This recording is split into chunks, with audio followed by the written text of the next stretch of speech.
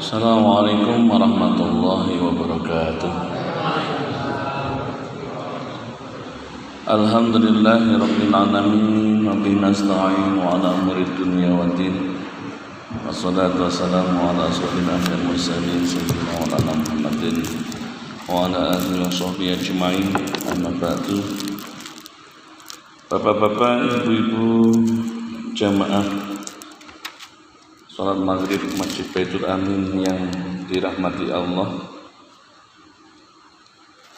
marilah kita panjatkan puji syukur kita kehadirat Allah Subhanahu wa Ta'ala atas segala karunia-Nya yang diberikan kepada kita, sehingga pada malam hari ini kita masih bisa mengkaji sesuatu yang merupakan kesempurnaan hakiki.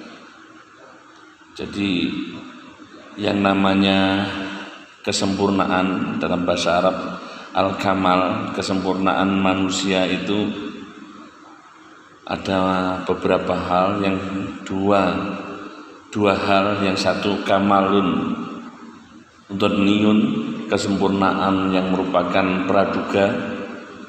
Yang kedua adalah kamalun hakikiyun, kesempurnaan yang senyata-nyata atau sebenar-benarnya. Kesempurnaan yang banyak orang cari di dunia ini yang merupakan doniyun, itu adalah kesempurnaan ketika seseorang memiliki jabatan ataupun kekayaan. Dalam bahasa Arabnya adalah al-mal wal jah. Jadi siapapun yang memiliki jabatan atau memiliki kekayaan, dia seolah-olah sudah sempurna dalam kehidupannya. Tapi ini adalah kamalun doniyun, kesempurnaan yang hanya praduga semata. Karena kesempurnaan ini akan habis atau akan berhenti ketika datangnya riyahul maut. Ketika mati datang, maka harta maupun jabatan ini tidak ada lagi kegunanya. Berbeda dengan kamalun hakikiyun, kesempurnaan yang senyata-nyatanya, yakni berupa, yang satu berupa ilmu, yang kedua adalah berupa amal. Ini kesempurnaan yang ketika seseorang meninggal pun ilmu dan amal ini akan menyertai orang tersebut menghadap kepada Allah Subhanahu wa Ta'ala. Makanya sampai pertama kali Rasulullah SAW diberikan oleh Allah wahyunya dengan Iqra, bacalah, supaya kita tidak berhenti dalam mencari ilmu, berhenti dalam mendapatkan pengertian-pengertian, pengetahuan, sehingga pengetahuan itu mampu untuk mendekatkan seseorang itu kepada Allah Subhanahu wa Ta'ala. Dan wasilah untuk kenal dengan Allah itu adalah dengan ilmu. Jadi ini menjadi akhirnya kita kalau umpamanya membaca tentang innamal hayatud dunya la'ibun walahun, sejujurnya kehidupan dunia ini hanya senda permainan, la'ibun walahun, hanya permainan semata. Ini kita bisa mengetahui karena apa? Ketika seseorang nanti sudah habis masanya atau meninggal juga sudah tidak ada apa yang tadinya dikira itu adalah sebagai idaman-idamannya, cita-citanya yang betul tiap hari banting tulang untuk mengumpulkannya, tanpa dia mengetahui hakikat kehidupan yang sebenarnya, bahwa sebenarnya kita itu adalah nanti kehidupan yang akhirat, maka sangat merugi. Maka pentingnya kita hadir dalam majelis ilmu ini supaya tambah pengetahuan kita. Dengan bertambahnya pengetahuan itu bisa kita amalkan sehingga kita semakin dekat dengan Allah Subhanahu wa Ta'ala. Kita akan melanjutkan pada sholawat dan salam semoga tersurah pada baginda agung Nabi Muhammad SAW. Kita lanjutkan kitab saya yang kemarin tak cari sampai sekarang belum ketemu, sampai di WA Pak Sukri itu doa yang kemarin ilaika mustaka ini kalau ramal umatin kepanggih akhirnya tadi terus hanuman kitab.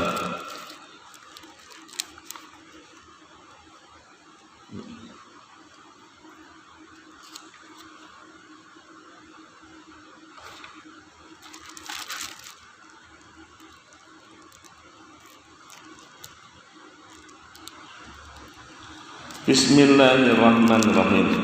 Al-Fatihah.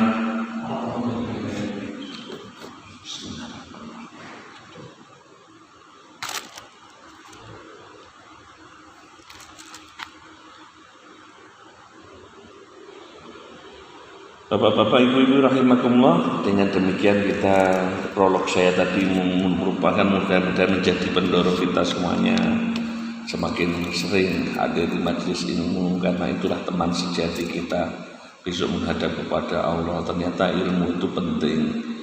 Ilmu itu tidak hanya berhenti ketika kita sudah sukses dalam bidang satu. Ternyata tolabul ilmi minal mahdi ilal lahdi, dari ayunan sampai ke liang lahat itu benar adanya.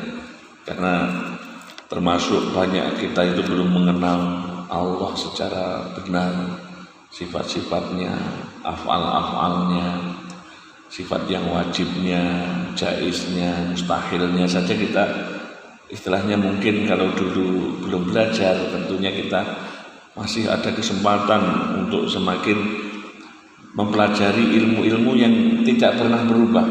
Kalau yang namanya ini ilmu-ilmu seperti wajibnya Allah, mustahilnya Allah, jaiznya Allah itu tidak mengalami perubahan. Jadi kita merupakan sesuatu yang pakem ketika kita mempelajarinya.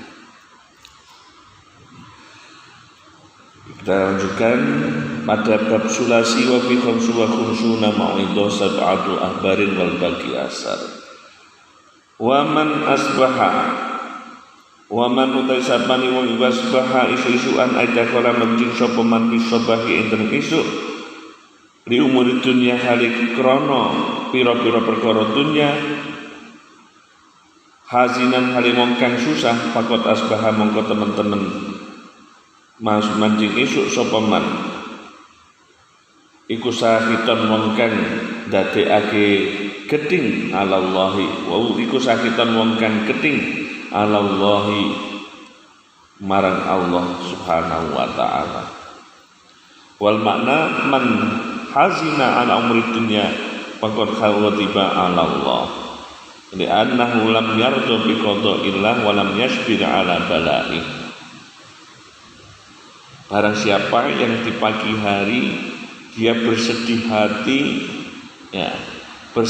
hati masalah dunia, perkara dunia, maka pagi hari itu dia telah membuat Allah murka kepadanya.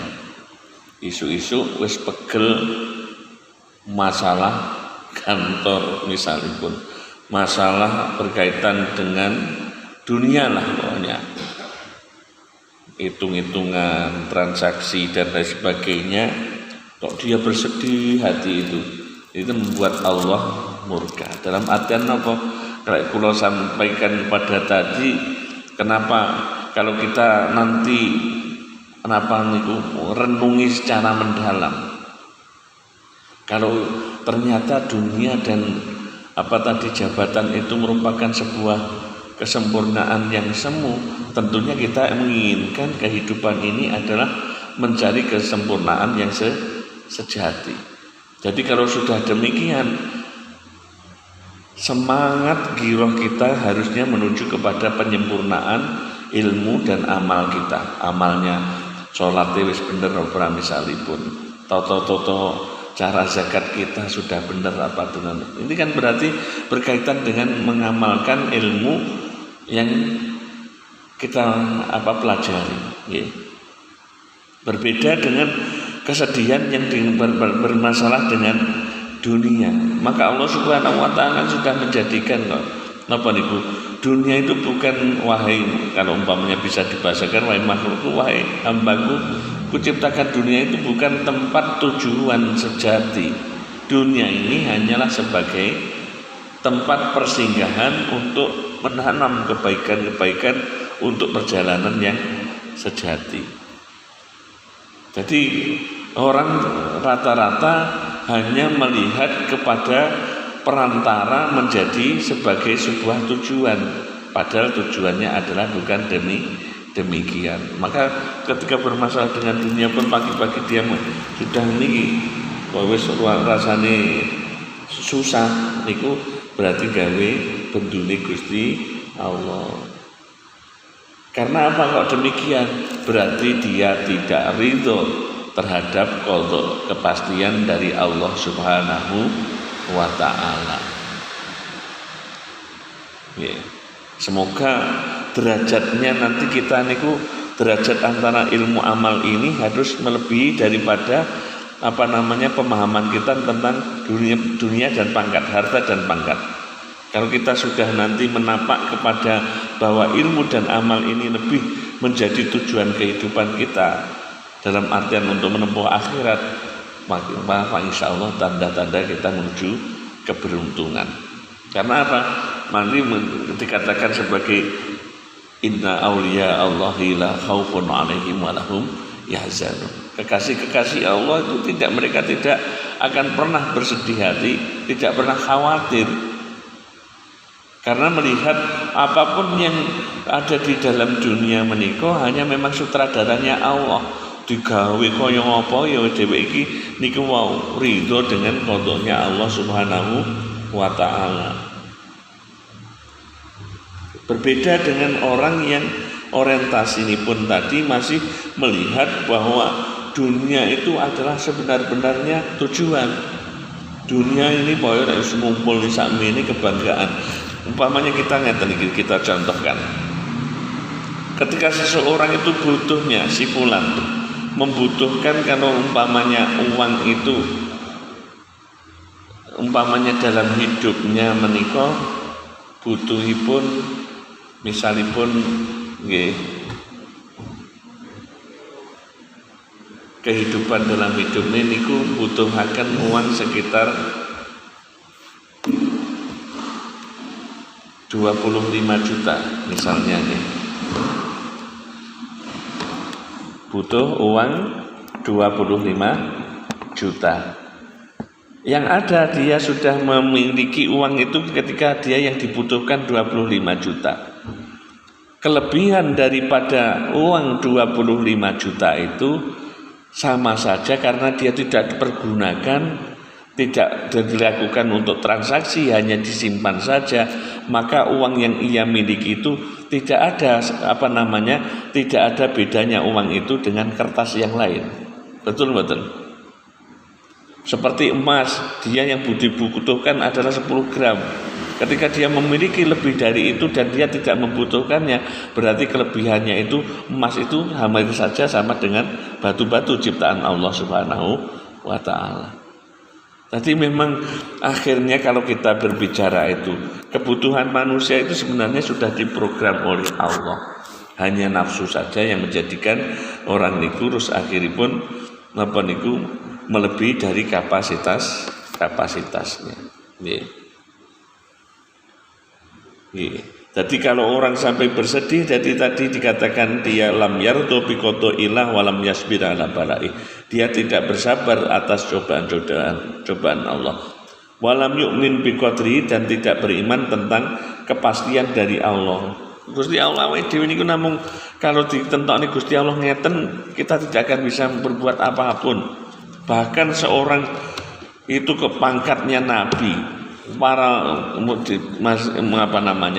jangankan seorang wali, para nabi pun itu loh, ketika dia tidak mampu apapun, ketika bahkan doanya dan lain sebagainya itu tidak akan mampu untuk merubah takdir dari ketentuan Allah Subhanahu wa ta'ala.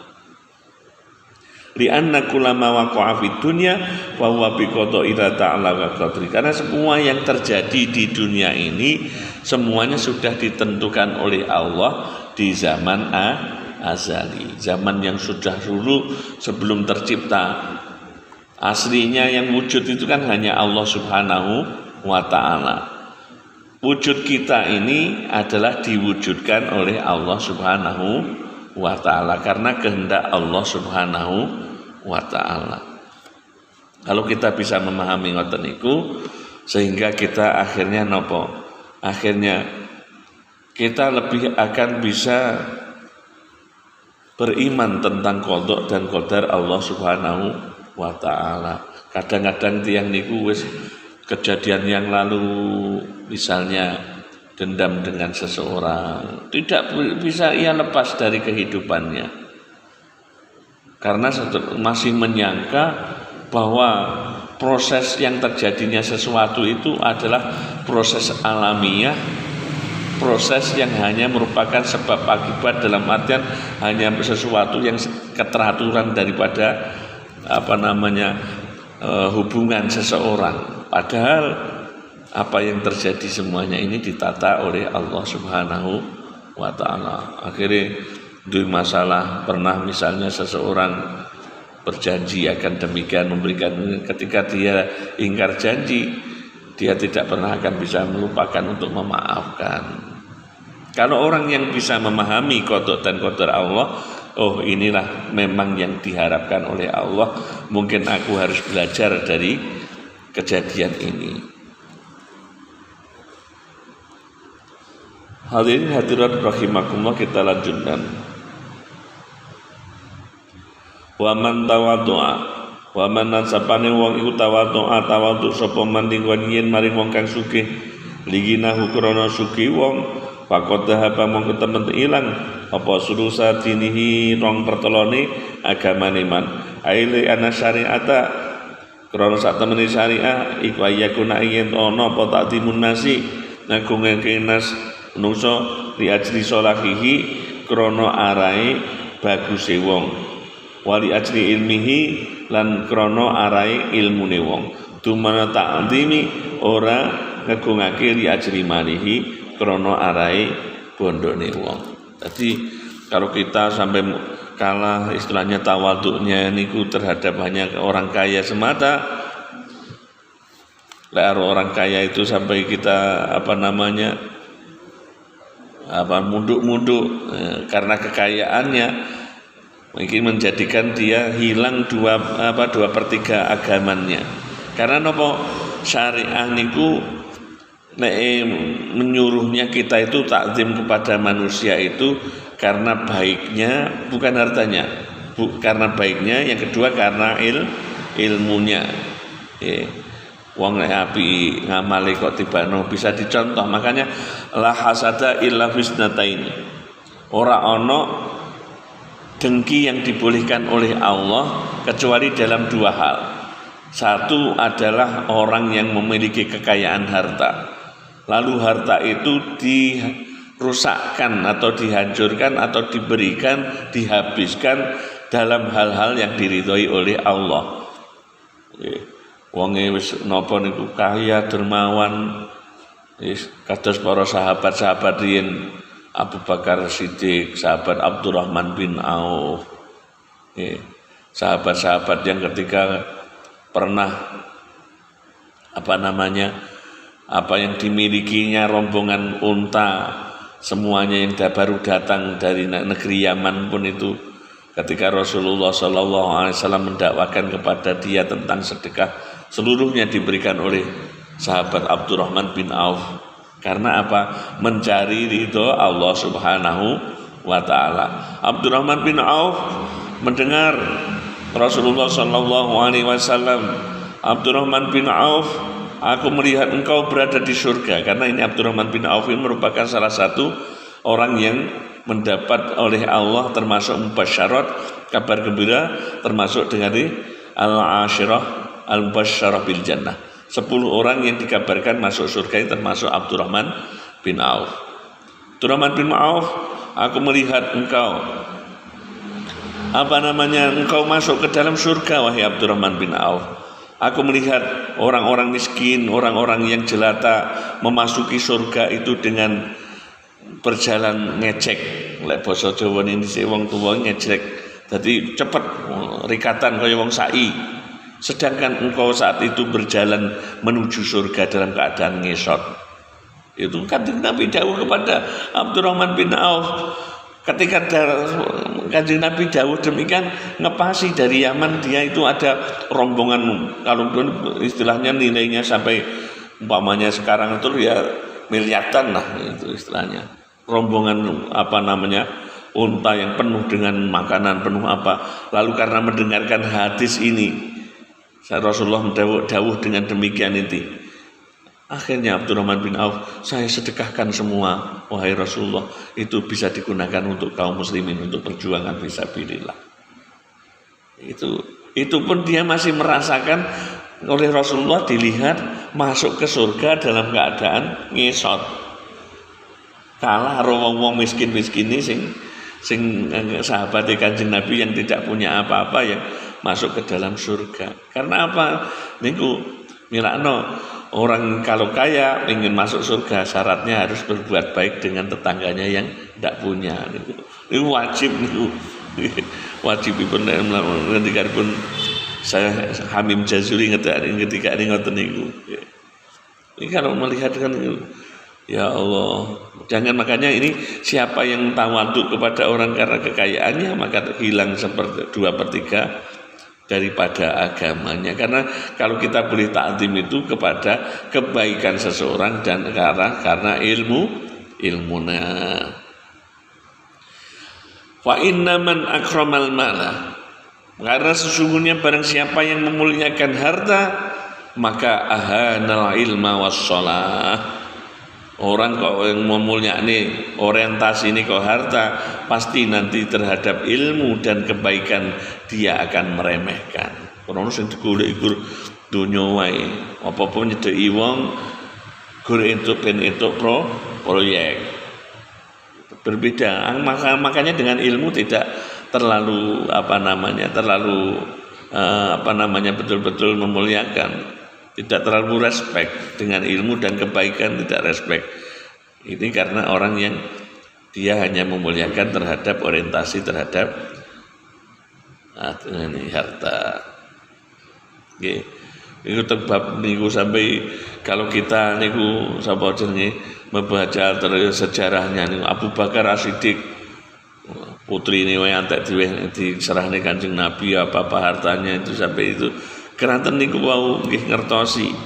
Nah niku keranten napa? Semuanya itu karena bertambah dengan adanya ilmu. Rasulullah dadoh-dadohne dituntun karo Kanjeng Nabi, manut hawa nafsunya tidak yang lebih dominan. Maksudnya napa?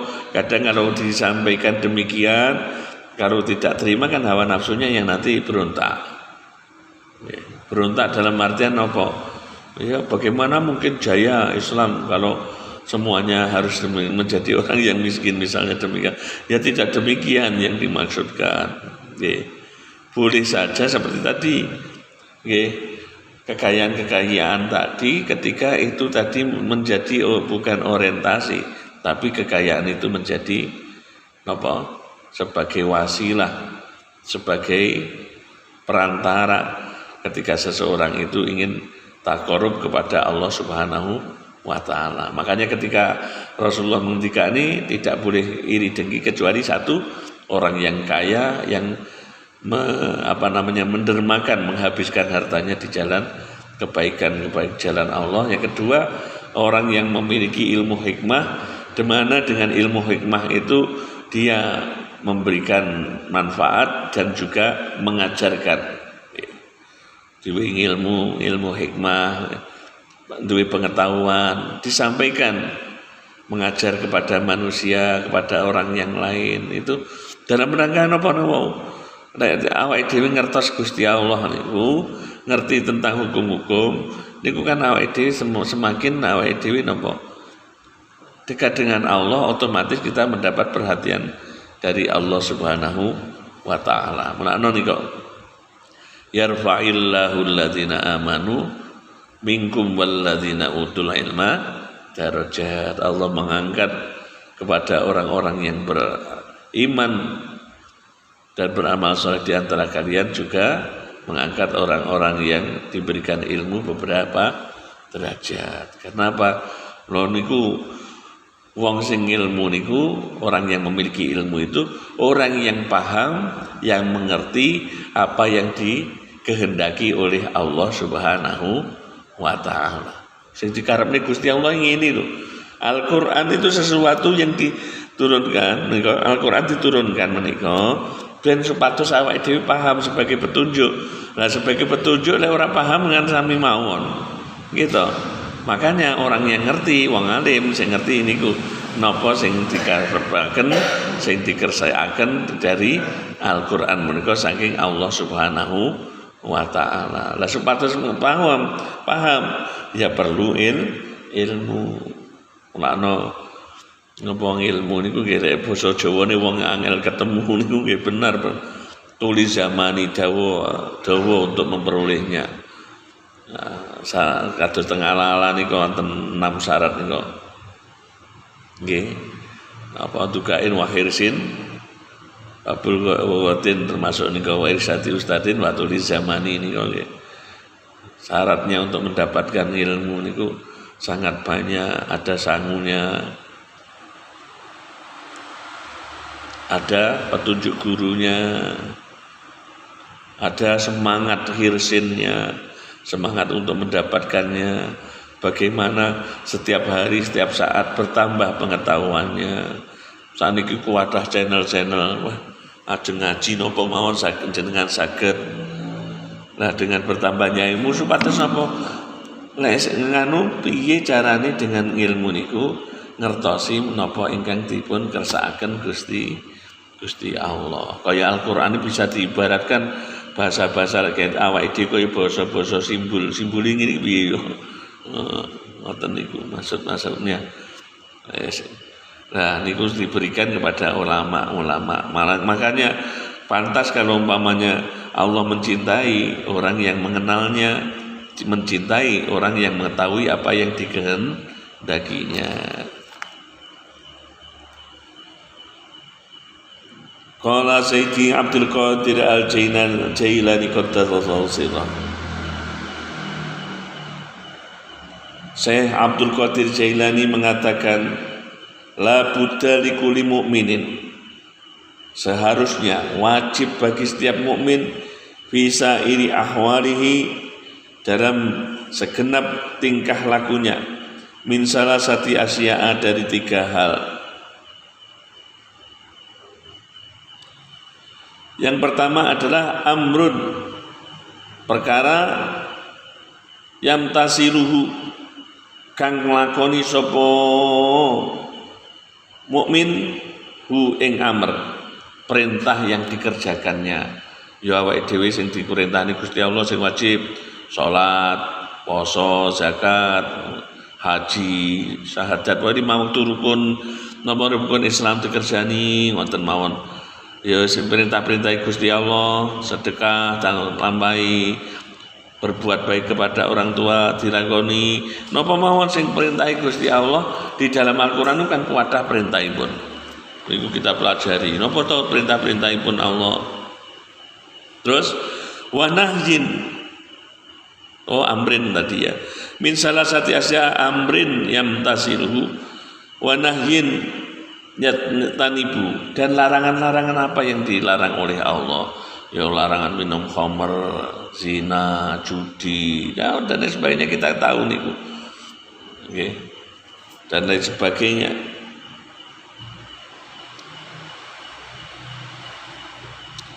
Yang ketiga adalah apa?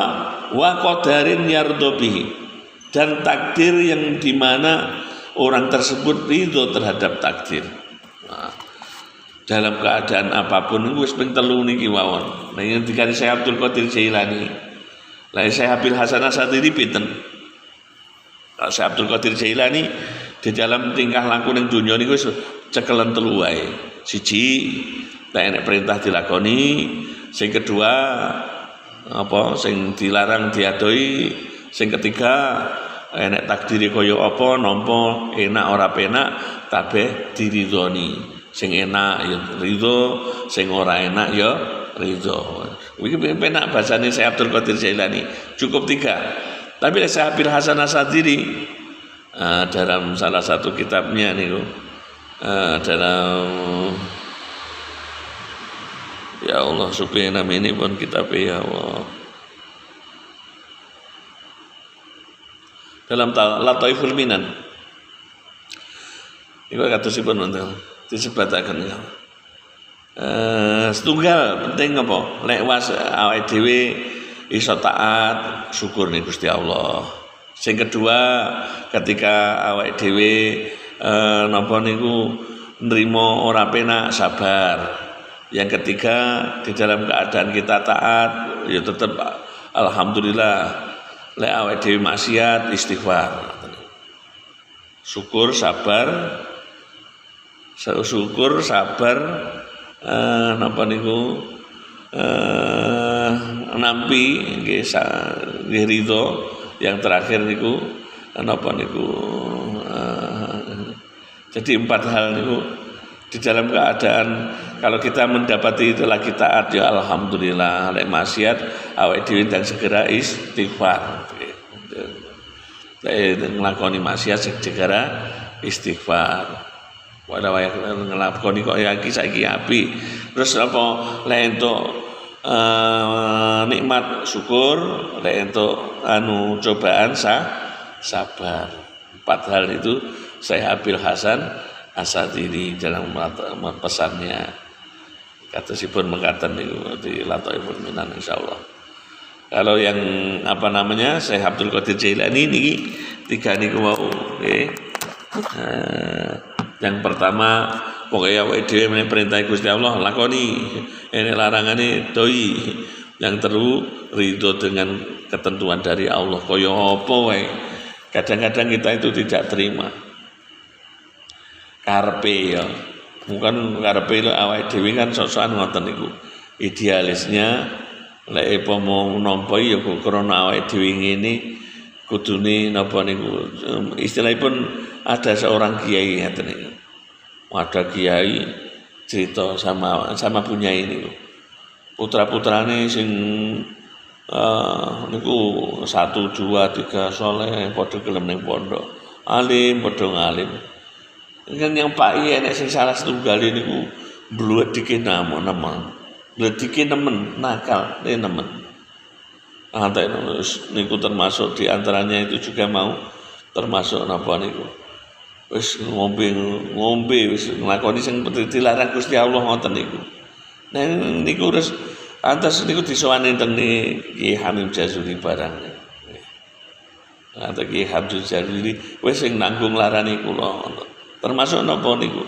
Ya niku akhirnya kiai niku nganu napa kiai niku istilahipun hanya napa pada intinya akhirnya kenapa seburuk apapun nanya ini bapak ibu ini kiai ada punya ini tetap ngendikane napa ya tak tampa sak apa-apane niki memang kersane Gusti Allah guru pesan karo anake itu termasuk wele nakal sing penting umpama nglakoni maksiat iki sing penting aja antek ngadang ngedeng ketok karo wong apa ngombe sangat karena terus angel nemen dipun nganane ini akhirnya dados krana ridho tiyang sepuh takdiri Gusti Allah ngoten tidak lupa dengan selalu berdoa kepada Allah kita tetap dalang dituduhne Gusti Allah.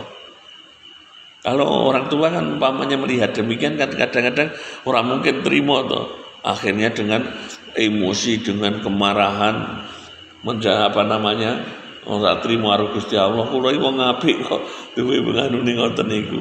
Lah niki sing akhire harus dipahami kita niku tidak memiliki skenario apapun gambaran mutlak untuk menentukan kehidupan kita piyambak. Niki kula sampai dengan ini sudah ridho apapun yang disampaikan Allah Subhanahu wa taala.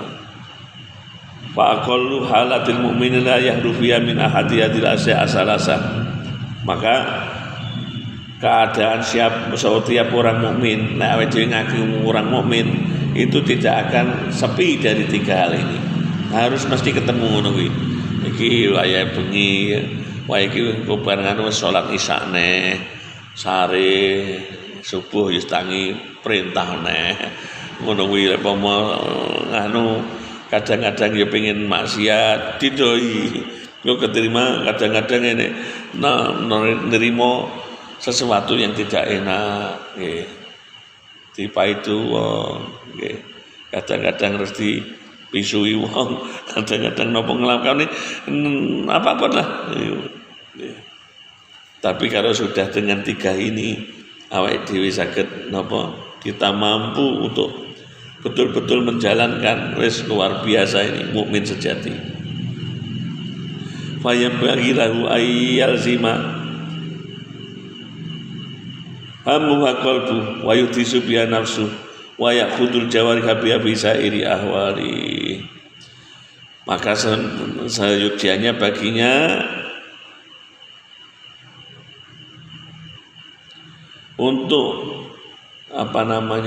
memperhatikan terhadap hatinya komunikasi bahasane sakniki terus apa jenenge termasuk wong sing bejo niku rek sing selalu mau koreksi diri ditingali manai kita komunikasikan dengan hatinya makanya napa niku termasuk di antara hadis Rasulullah istafti qalbaka qabla ayyabtukan nas sadurunge jaluk fatwa wong liya teko ning atimu dhewe sik pusat nganu hatine piye terhadap segala sesuatu niku lho la iso awake dhewe diajak merenung niku diajak merenung apakah napa niki segala sesuatu yang dari Allah Subhanahu wa taala nanti nganu saged muncul menika termasuk adalah ahwal kita niku termasuk contohnya ngeten iki ketika kita tidak senang dengan seseorang mungkin kita dengan diireni orang juga mungkin kita buka handphone mawon niku nanti di grup misalipun dhewe mendapatkan kenikmatan. Terus ketika hati kita kok harus langsung di situ enek rasa panas, ada rasa apa? Oh berarti ini tandane awakku dhewe iki sing urung bener. Kok ning atine awake dhewe iki sik mangkel. Enek wong liya nglakoni berbuat apapun, dia berprestasi apapun, kok ning atine awake dhewe enek mangkel. Ini tanda-tanda hati kita yang sakit. Kudu awake dhewe kudu awake dhewe ndang istighfar. Ya Allah, jaluk dibersihkan bener. Ya. Jaluk dibersihkan. Karena niku gampang kok ningali termasuk di nganu niku. Awake dhewe wis sehat enggak? Ketika kita harus disakiti orang lain sudah memaafkan. Masih adakah dendam di dalam diri kita? Didelok mawon ketika komunikasi nanti dia komunikasi misalnya di grup WA dan lain sebagainya kita mengetahui berita tentang dirinya masihkah ada rasa yang tidak enak itu kalau masih tidak enak berarti aku urung tulus berarti perlu ngakeh nih la ilaha illa anta subhanaka inni kuntu minadz dzalimin istighfar sepatus betul-betul membersihkan tazkiyatun nufus tadi dengan zikir ya Allah matur dengan pada Allah ternyata diri kita ini belum betul-betul ikhlas untuk memaafkan masih ada dendam misalnya dan lain sebagainya karena kalau semakin nanti hati ini semakin tercerahkan Pak insya Allah itu tadi kita akan selalu mendapatkan anugerah dari Allah Subhanahu wa taala. Ranten napa ilmu ni Gusti Allah niku yang satunya adalah dengan iktisab bil kasbi dengan kita memperbanyak usaha mutolaah membaca kitab-kitab yang kedua dengan mujahadah semakin kita memperbanyak zikir kepada Allah membersihkan hati Allah menurunkan cahaya di dalam hati kita terus akhirnya seperti seolah-olah kita itu dituntun oleh hati kita anten niku Al-Fatihah.